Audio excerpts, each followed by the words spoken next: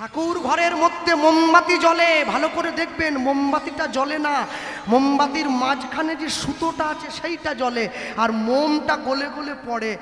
কোনোদিনও যদি মোমটাকে প্রশ্ন করেন যে জ্বলছে তো সুতোটা, তুমি কাঁদছো কিসের জন্যে? সুতোটা জ্বলছে, তুমি কেন গলে পড়বে, তুমি কেন কাঁদবে? মোমবাতিটা উত্তর দেবে কি জানো? আপন ভেবে যাকে নিজের হৃদয়ে জায়গা করে দিলাম, সে যদি প্রতিটা ক্ষণে ক্ষণে আমার হৃদয়টাকে জ্বালিয়ে পুড়িয়ে ছারখার করে দেয়, তবে তার জন্য কি অশ্রু না ঝরে থাকে? আমায় নিয়ে চলো। উদাহরণ, ওই যে মেয়েটা মরে গেছে, আমি যাব, আমায় নিয়ে চলো। প্রভু, যার বাবা তোমায় এত অপমান করলো তবু তুমি যাবো না?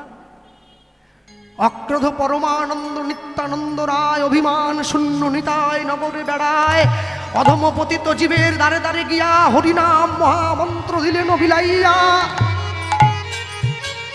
আমায় নিয়ে চলো। হ্যাঁ, আসতে। আমার গুরু বাড়ি হচ্ছে নবদ্বীপ। আমার যিনি গুরুদেব প্রভুপাদ ছিল কিশোর কৃষ্ণ গোস্বামী, তিনি হচ্ছেন নিতাই চাঁদের 14তম বংশধর। তা আমি তার আশ্রমে গিয়ে মাঝে মধ্যে থাকি, কীর্তনে মুর্শিদাবাদে গানে গেলে গুরুদেবের আশ্রমে থাকি। তো সকালবেলা গুরুদেব এসে দাঁড়িয়েছে, ফোন করলাম, বাবা আমি চলে যাব, আমার গানে যেতে হবে, আবার 1 বছর পরে আসবো। তা আস্তে আস্তে করে হেঁটে আমার সামনে দাঁড়িয়েছে। তা আশ্রমে থাকতে গেলে তো কিছু পয়সা কড়ি দিতে হবে, এতগুলো লোক নিয়ে গেছি, দলের লোক, 2টো রুম নিয়েছি, খেয়েছি, ঘুমিয়েছি, পাখার খরচ, গরম হলে এসির খরচ, এসি রুমটা খুলে দেয়, গোটা রাত্রি এসি চলে, পয়সা দিতে হবে। হাতটা বাড়িয়েছে আর হাতে পয়সা দিচ্ছি, আর যখনই হাতে পয়সা দিতে গেছি হাতটা সঙ্গে সঙ্গে টেনে নিয়েছে। কী হলো, কী হলো বাবা? আমি পয়সা নয়, আপনি কি ভাবছেন আমি আপনাকে ভাড়া দিচ্ছি? ভাড়া নয়, আমি আপনাকে সামান্য কিছু দিলাম, যা দিয়ে আপনি ভগবানকে সেবা দেবেন, আমার একটু কল্যাণ হবে। সঙ্গে সঙ্গে হাতটা টেনে নিয়েছে, তাই প্রণাম করলাম। প্রণাম করে উঠে দাঁড়িয়ে দেখছি আমার গুরু মায়ের চোখে জল এসেছে, কাঁদছে। এইসব কোনো চোর চিটিংবাজ গুন্ডা বদমাস এই ভালোবাসার অর্থ বুঝতে পারবে না, তারা বুঝবে না। আমার গুরুমা দাঁড়িয়ে আছে, তার চোখে জল। কি মা, তুমি কাঁদছো কেন? আমি তো তোমার ছেলে নই, আমি তোমার রক্তের সম্পর্কে কেউ নই, তাহলে আমি তোমার আশ্রম থেকে চলে যাব? আমার গুরুদেবের 1 লক্ষ শিষ্য আছে, কই সবাই তো চলে যায়, তুমি সবাই বলে কাঁদো। তা আমার গুরুমা আমাকে বলছে, কেন কাঁদছি জানিস? কেন? মনে মনে ভাবছি আজকে তুই আমার বাড়ি থেকে চলে যাচ্ছিস, একদিনকে আমাকেও তুই এই বাড়ি থেকে চলে যেতে হবে, সেটা ভেবে আমি কাঁদছি। এই দেহ বাড়িটা ফেলে দিয়ে আমাকেও চলে যেতে হবে। আমা, তুমি গুরুদেবকে বলো না একটু পয়সা আমি দিচ্ছি, বাবা যেন নিয়ে নেয়। আমার গুরুদেব ছুটে এসে বলছে, শোন, পয়সা করি তুই সারা জীবন দিবি, মনে রাখিস আমি মরে যাওয়ার পরও আশ্রমে আসিস, সাহায্য করিস। এখন যতদিন বেঁচে আছি একটা কাজ করবি, কি? তোর জীবনের যত দুঃখ কষ্ট আছে না, আমায় দিয়ে যাবি, আর আমার জীবনে যা সুখ আছে তুই নিয়ে যাবি। শোন, জীবনে যখন বিপদে পড়বি, সমস্যায় পড়বি, চোখ বন্ধ করে আমার মুখটা মনে পড়বি, সমস্যার উত্তর আছে তোর কাছে। এই ভালোবাসা কোনো পতিত পাষণ্ড বুঝবে না, এই ভালোবাসায় কোনো যুক্তি খাটে না, এই ভালোবাসায় কোনো তর্ক খাটে না। এই ভালোবাসা হচ্ছে অন্তরের ভালোবাসা, পিতা পুত্রের ন্যায় শ্রদ্ধা। মায়ের থেকে যদি বেশি কেউ ভালোবাসে তাহলে জানবেন আপনি বড় বোকা, আর বাবার থেকে যদি কেউ বেশি আপন হয় তাহলে বুঝতে হবে সে তোমাকে দিচ্ছে ধোঁকা। হ্যাঁ, বাবা মায়ের থেকে বেশি আপন কেউ হয় নাকি? কেউ হবে না। যতই যাও না মন্দির মসজিদ, যতই যাও না তীর্থস্থান, বাবা মাকে না বাসিলে ভালো পাবে না কোনোদিন ভগবান। হ্যাঁ, সময় কি আছে না শেষ হয়ে গেল? আছে? আচ্ছা আচ্ছা, হ্যাঁ, আমি বলতে গেছি একটু ছোট্ট মনে করাবো আপনাদের, কি যে তৃষা জাগিলে তোমারে হারাবো,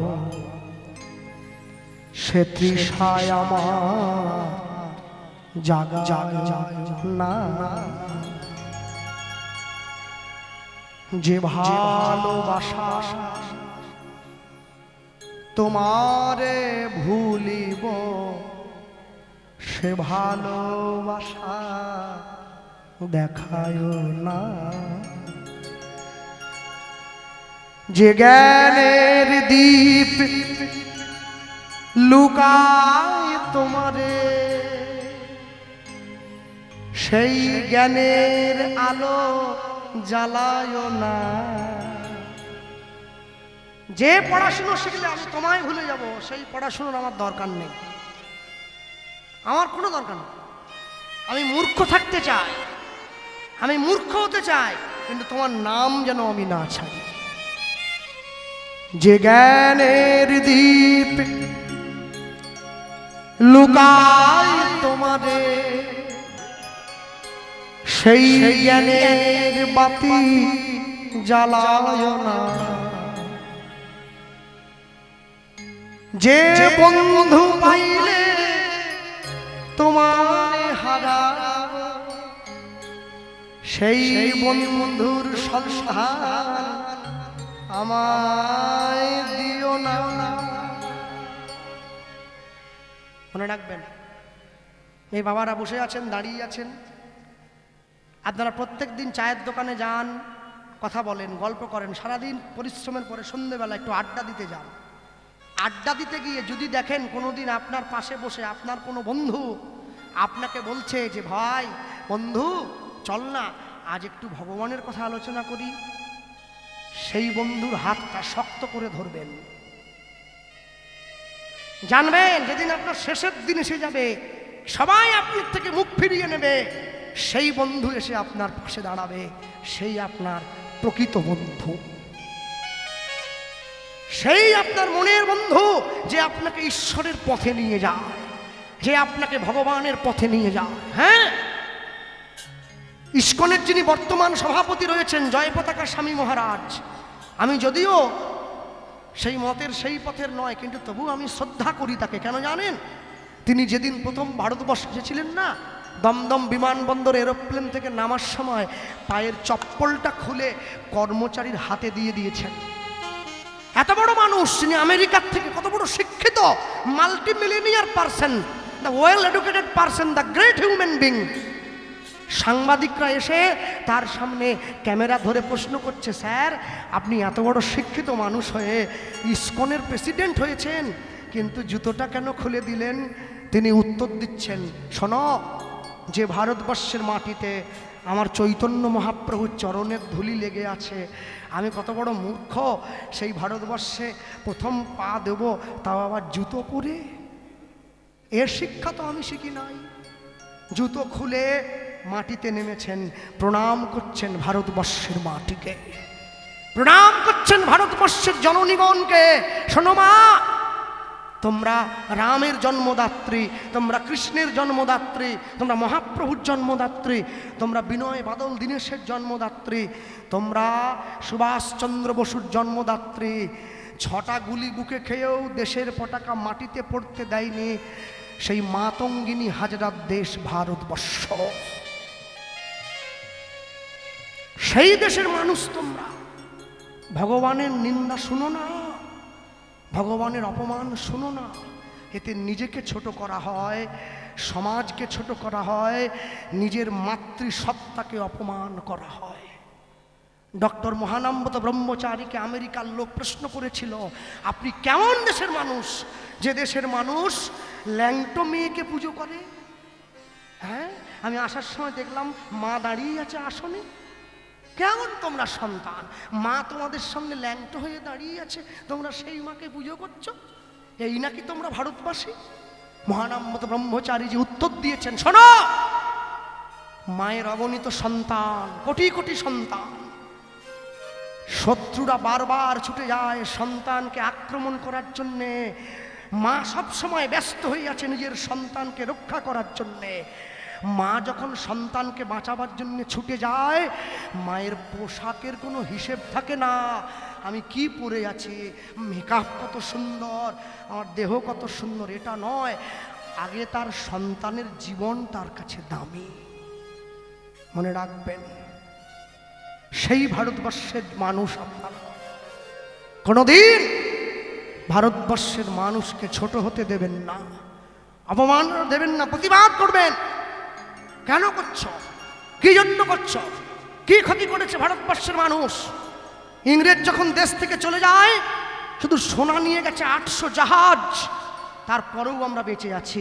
আমাদের সংস্কার আমাদের বাঁচিয়ে রেখেছে, আমাদের ধর্মগ্রন্থ আমাদের বাঁচিয়ে রেখেছে, আমাদের শিক্ষা আমাদের বাঁচিয়ে রেখেছে। ঐতিহাসিক 22শে জানুয়ারি অযোধ্যায় 500 বছরের লড়াইকে কেন্দ্র করে আমরা রামচন্দ্রকে আসনে বসিয়ে দিয়েছি। জগৎবাসী আবার বুঝে নিয়েছে, ভারত আবার জগৎ সভায় শ্রেষ্ঠ আসন লবে। সেই দেশ ভারতবর্ষ, সেই দেশ ভারতবর্ষ। আমেরিকার বিখ্যাত লেখক ডেভিড উইলি তিনি বলেছিলেন, যখন পুরো বিশ্বের মানুষ নিরক্ষর ছিল, তখন ভারতবাসী বেদ লিখেছিল।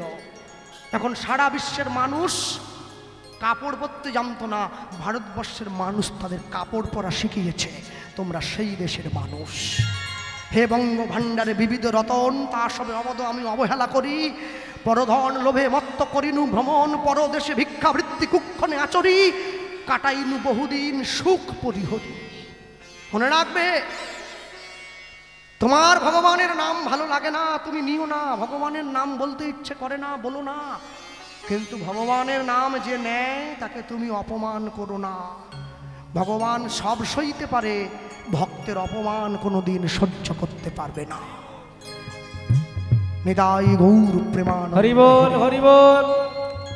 ভক্তমণ্ডলী মায়েরা, নিতাই চাঁদ ছুটে গিয়েছে। শোনো আস্তে, এই যে এত চিৎকার করে কথাগুলো বললাম তোমাদের সামনে, এত ঘাম ঝরল, আমার চিৎকারটা শুধুমাত্র করে গেছি নিজের জন্য নয়, যাতে তোমরা তোমাদের আসল স্বরূপটা চিনতে পারো, সেই জন্য।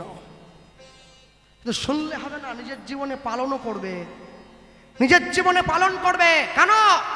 দেবাদিদেব মহাদেবকে দেখেছ কি পরে আছে? বাঘছাল, গায়ে কোনো জামা নেই, হাতে শিঙা, এক হাতে ত্রিশূল, সাপ গোটা গায়ে জড়ানো। বলো, তোমরা যখন টিভির পর্দায় নায়িকাকে দেখো, ভালো ভালো নায়িকা যারা, দীপিকা পাডুকোন, ঐশ্বর্য রায়, কত সুন্দর পোশাক পরে, ভালো ভালো ড্রেস পরে, নেচে বেড়ায়, গেয়ে বেড়ায়। বলো তো, সকালবেলা ঘুম থেকে উঠে যখন মায়েরা কাজে যায়, বাবারা যখন ব্যবসায় যায়, নায়িকার ছবিতে প্রণাম করো না মহাদেবের ছবিতে প্রণাম করো?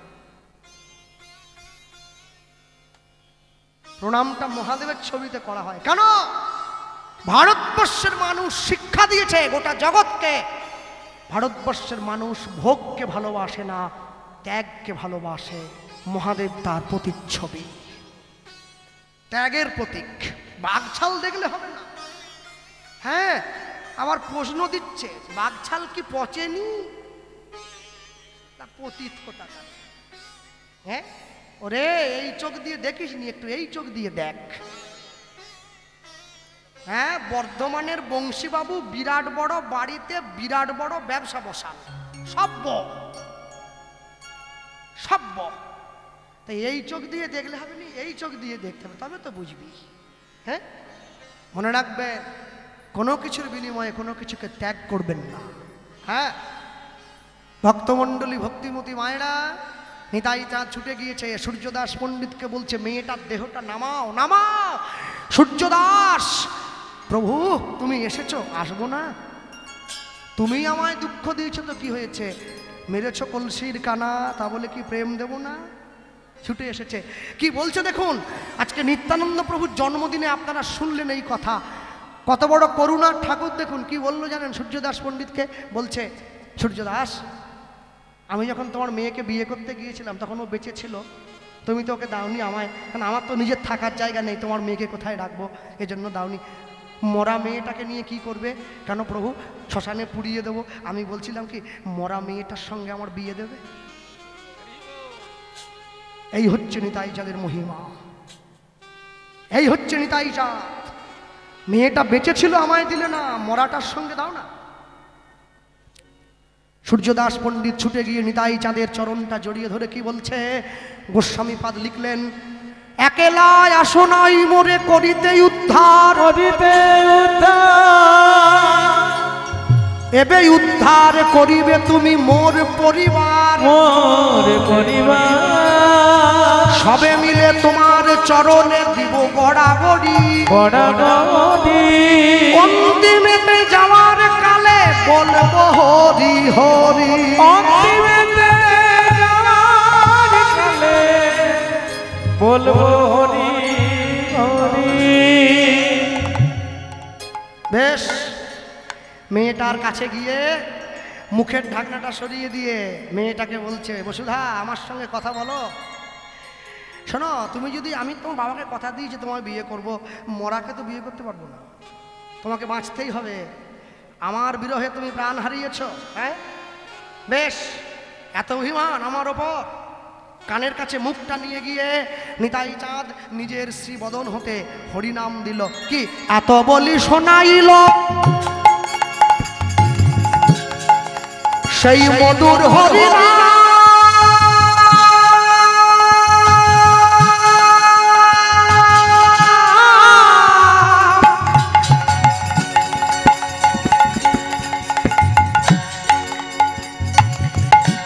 নিতাই চাঁদের মুখে হরিনাম শুনে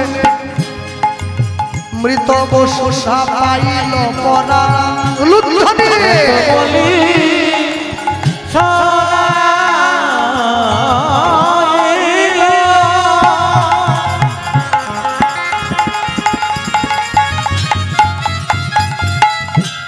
সেই মধুর হরিনাম,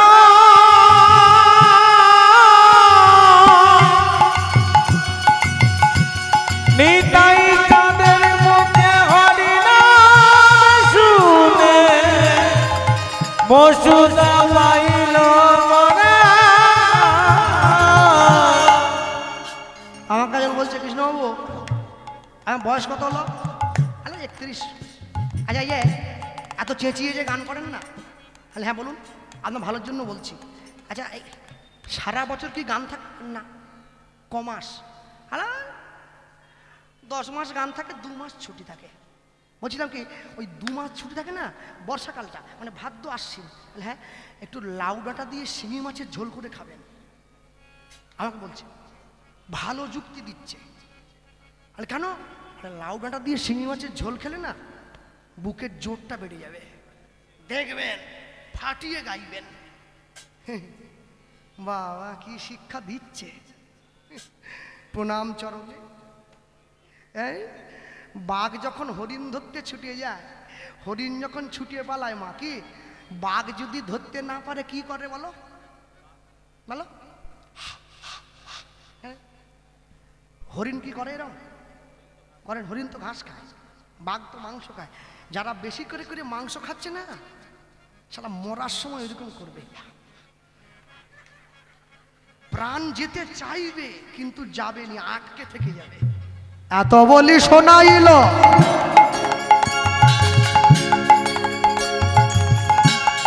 মধুর হরিনাম,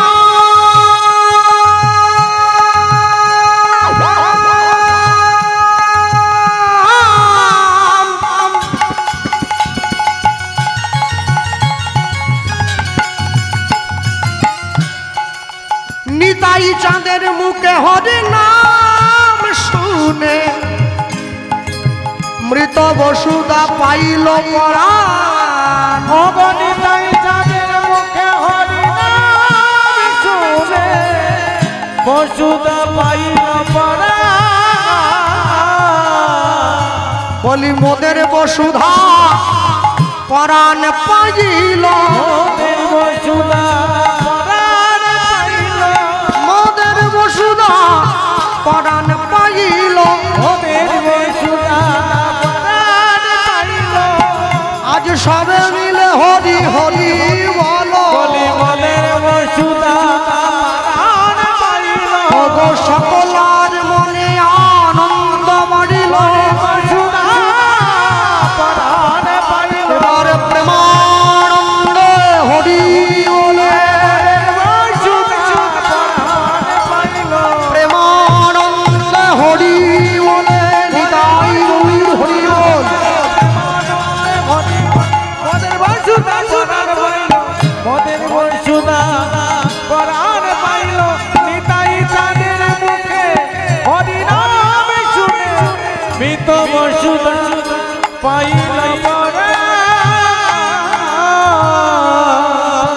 বেঁচে গিয়েছে তো? আজকে বিয়ে দেবো, এই লগ্নে দেবো। কে বলছে? সূর্যদাস পণ্ডিত। আজই দেবো বিয়ে, এই লগ্নেই দেবো। প্রভু আর দেরি নয়। উদ্ধারণ দত্ত বলছে আমার বহু টাকা হয়ে গেছে, আমি 10টা গ্রামের লোক খাওয়াবো। আর নিতাই চাঁদের বিয়ে বলে কথা, হ্যাঁ খাও না, হয় নাকি? শুনুন, যদি কেউ অম্বিয়া কালনায় যান, আমরা গিয়েছিলাম, গদাধর চক্রবর্তী নামে একজনের বাড়িতে বিয়ের নিমন্ত্রণ আছে। সেই নিতাই চাঁদের বিয়ের নিমন্ত্রণ এখনো গোছানো আছে। সেই তালপাতায় লেখা চিঠি উদ্ধারণ দত্ত নিজে নিয়ে গেছে। সেই চিঠি দর্শন করেছি আমরা, দেখে আসবেন। সেই চিঠি হাতে এখনো সুন্দর, তার ছেলে মেয়েরা গুছিয়ে রেখেছে। এই হচ্ছে সেই চিঠি, নিতাই চাঁদের বিয়েতে আমার দাদুর দাদু নিমন্ত্রণ পেয়ে, দেখো সেই চিঠি। হ্যাঁ, আনন্দ আনন্দ মহানন্দ। বাজারে বাজারে বাজারে বাজারে বাজারে বাজারে হরি বল। বাজারে বাজারে বাজারে বাজারে বাজারে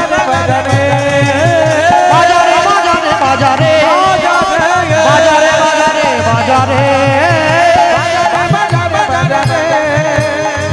বাজারে বাজারে এইবারে মায়েদের পালা। শাক বাজা উলু দাও, নিতাই চাঁদের হবে বিয়ে। শাক বাজা উলু দাও, নিতাই চাঁদের হবে বিয়ে। শাক বাজা উলু দাও, নিতাই চাঁদের হবে বিয়ে। শাক বাজা উলু দাও, নিতাই চাঁদের হবে বিয়ে। বাজারে বাজারে বাজারে বাজারে বাজারে বাজারে হরি হরি বল। বাজারে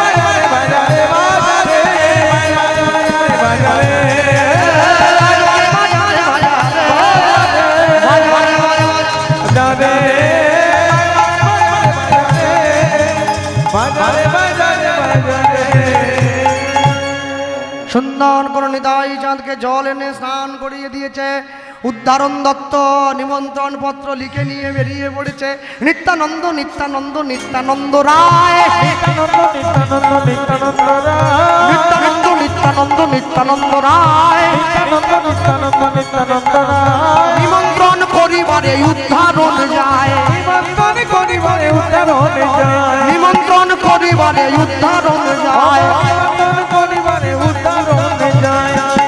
বাবারা আপনারাও আসবেন, আপনারাও আসবেন, আপনারাও আসবেন, আপনারাও আসবেন, আপনারা বরযাত্রী যাবে, আপনারাও আসবেন, বরযাত্রী যাবে, আপনারাও আসবেন। আরে যে মায়েরা তোমরাও আসবে, তোমরাও আসবে, তোমরাও আসবে, তোমরাও আসবে, গায়ে হলুদ করবে, তোমরাও আসবে, কেউ কাজ করবে, তোমরাও আসবে, আজ গায়ে হলুদ করবে, তোমরাও আসবে, আজ হরি হরি হরি বলে নিতাই গৌর হরি বল। হরি হরি বলে তোমরাও আসবে, হরি হরি হরি বলে তোমরাও আসবে, তোমরাও আসবে, তোমরাও আসবে। নিত্যানন্দ নিত্যানন্দ নিত্যানন্দ রায়, নিত্যানন্দ নিত্যানন্দ নিত্যানন্দ রায়। সুন্দর করে জল এনে স্নান করিয়ে নিতাই চাঁদকে সাজিয়ে গুজিয়ে নিয়ে চলে যাচ্ছে। আস্তে নিতাই চাঁদকে কি পরালো জানো? বিবাহের সাজ ছিল কি জানো? বিবাহের সাজটা অন্য কিছু নয়, সুন্দর ব্যাখ্যা করা আছে। বিবাহের সাজ কি? চুলটা খোলা আছে, সুন্দর করে গায়ে চন্দন দিয়েছে, অগরু দিয়েছে। হ্যাঁ, নিতাই চাঁদের গায়ের রং ধপধপে সাদা, একদম ফিট সাদা। আর এই পর্যন্ত চুল, কুচকুচে কোনা কোনা চুল, আর চোখগুলো একদম টানা, বিরাট নাক। আর নিতাই চাঁদ 7 ফুট লম্বা। আবার উদ্ধারণ দত্ত আসতে উদ্ধারণ দত্ত করেছে কি, নিতাই চাঁদকে ধুতি পরিয়েছে, নীল ধুতি। সাদা লোক যদি নীল কাপড় পরে শোভাটা একবারে দারুণ হয়েছে। এমনি কাপড় নয়, আজকে পরেছে ত্রিকোচ্ছ ধুতি, 3টে কোছা। কোনটা কোথায় দেখো, এদিকে ঘুরিয়ে এখানে মাঝখানে একটা হলো, পায়ের ফাঁক দিয়ে পিছনে একটা হলো, এই যে ঝুলছে এইটা তুলে এইখানে 3টে কোছা গুঁজে নিতাই চাঁদ চলে গিয়েছে। শাশুড়ি মা দাঁড়িয়ে আছে, বরণ করবে। হ্যাঁ, বর এসে গেছে। এ তো শিবের বর নয়, সাড়ে করে বর এলো, বরযাত্রী সব কালো কালো। এ সেই বর নয়, ওরে বাবরে। বর এসে গেছে, বর এলো বলে পড়ে গেল সাড়া, বর এলো বলে পড়ে গেল সাড়া, বর এলো বলে পড়ে গেল সাড়া, বর এলো বলে পড়ে গেল সাড়া। তাহেরি সূর্যদাস হলো দিশাহারা, তাহেরি সূর্যদাস হলো দিশাহারা, তাহেরি সূর্যদাস হলো দিশাহারা, তাহেরি সূর্যদাস হলো দিশাহারা। বর বুঝি এলো রে, বর বুঝি এলো রে, বর বুঝি এলো রে, বর বুঝি হলো রে। আরে বরণ করতে হবে, বর বুঝি এলো রে, আগে বরণ করতে হবে। হরি হরি হরি বলে হৃদয় গৌর হরি বল। হরি বলে বরণ করতে হবে হরি হরি হরি হরি বার বুঝি এলো রে বার বুঝি এলো নিত্যানন্দ নিত্যানন্দ নিত্যানন্দ রায় নিত্যানন্দ নিত্যানন্দ নিত্যানন্দ রায়। মেয়েদের জীবনে যত সর্বনাশ তো বান্ধবীগুলো নিয়ে আসে। তা বসুধার বিয়ে হচ্ছে, বান্ধবী থাকবে নি। হ্যাঁ, আর এক বান্ধবী আরেক বান্ধবীকে সহ্য করতে পারেনি। সবাই ভাবে আমার থেকে যেন ওর স্বামীটা কমা দামি হয়, আর যদি দামি হয় ওকে গিয়ে টিপ্পনি করে, ঠিকই ছিল রে, নাকটা একটু ভোঁতা হয়ে গেল। বসুধার বান্ধবীরা গিয়ে বসুধাকে বলছে, এই প্রিয়া রে তোর বর এলো রে, প্রিয়া রে তোর বর এলো রে, প্রিয়া রে তোর বর এলো রে, এলো টোপর মাথায় দিয়া রে, টোপর মাথায় দিয়ে প্রিয়া রে বর এলো রে, উলুধ্বনি হরি হরি বল, টোপর মাথায় দিয়া রে, টোপর মাথায় দিয়া। কোন দেবতা করলি পূজা পেলি এমন বর, সেই দেবতার করব পূজা পাব মনোহর। কোন দেবতা করলি পূজা পেলে এমন বর, সেই দেবতা করব পূজা পাব মনোহর। প্রিয়া রে তোর বর এলো রে, প্রিয়া রে তোর বর এলো রে, প্রিয়া রে তোর বর এলো রে, প্রিয়া রে তোর বর এলো রে, টোপর মাথায় দিয়া রে, টোপর মাথা দিয়া। প্রিয়া রে তোর বর এলো রে, তাই হরি হরি বল, এলো টোপর মাথা দিয়া রে, টোপর মাথা দিয়া। মজা করার জন্য বলছি, দেখবেন শুধু বিয়ে বাড়িতে তো মায়েদেরই সব ব্যাপার, সে বিরাট ব্যাপার, কি তাই না? হ্যাঁ, তো কথা হচ্ছে শাড়ি পরতে 10 মিনিট লাগে, আমি জানি মায়েদের অসুবিধা নেই, কিন্তু কোনটা পরবো এইটা বাঁচতে 5 ঘন্টা, পরতে 10 মিনিট হয়ে যাবে, কিন্তু কি পড়লে ঠিক মানাবে আর কি, হচ্ছে নি হচ্ছে নি হচ্ছে নি হচ্ছে নি। হ্যাঁ, আর দেখবেন বিয়ে বাড়িতে গিয়ে, এই আমার কথা দুঃখ পাবেন না কেউ, মজা করার জন্য বলছেন, সুন্দরী মেয়ে যদি থাকে ছেলেরা দেখবে, ও আমিও দেখি, না বলার জায়গা নেই। হ্যাঁ, এই যে মা বসে আছে পাশে, কিন্তু কোনো সুন্দর ছেলে যদি যায় মেয়েরাও কিন্তু দেখে, না বলা যায়, আমাকে দেখেনি তো, যাকে দেখার তাকে ঠিক দেখে। হ্যাঁ, এবার ছেলেটা বসে আছে আর মেয়েটা গিয়ে শুধু কাজ দিয়ে ঘুর ঘুর করছে, যদি একটু কথা বলে, একটু একবার, যার সঙ্গে যার ভাব, ছোট্ট কথা বললে লাভ, বাকিটা বললাম নি, হ্যাঁ একটু যদি বলে, একটু একটু, এখন যদি দেখ কোনো কারণে ছেলেটা পাত্তা দিচ্ছে নি, তো মেয়েটা একটা ভঙ্গি করে, কিরকম জানো, দেখো আমার দেখো,